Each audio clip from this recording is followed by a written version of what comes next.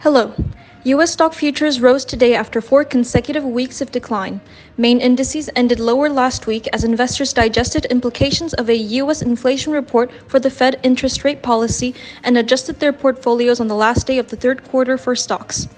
After Friday, U.S. lawmakers reached a deal in the last hours before the deadline on the weekend to avoid a government shutdown.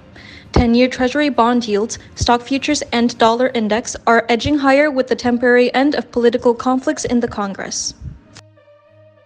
The data released last Friday, the Personal Consumption Expenditures Price Index, showed a 3.9% increase on an annual basis for August. It is the first time over 2 years it has fallen below 4%. The Fed tracks PCE price indices for its 2% inflation target. This week, ISM PMI data will show up, and most importantly, various Fed governors will make speeches. Understanding the Fed's approach by the governor's speeches is going to be essential for investors to digest the bond yields and cost of borrowing on companies.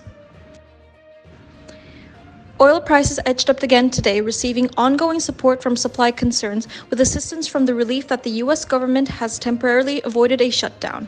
According to an article by the Wall Street Journal, however, it seems most analysts believe the rally to be near its end and that oil prices will hover near $90 for the rest of the year.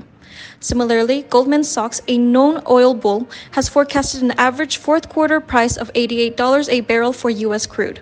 Analysts back this prediction by citing slowing demand as a consequence of elevated gasoline and jet fuel prices.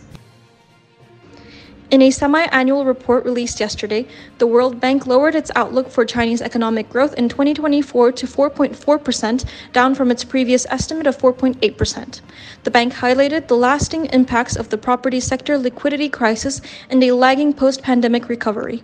On the other hand, recent Chinese data have offered a glimmer of hope as factories in September reported their first expansion in activity in the last 6 months, while manufacturing output and retail sales growth were also seen to accelerate in August.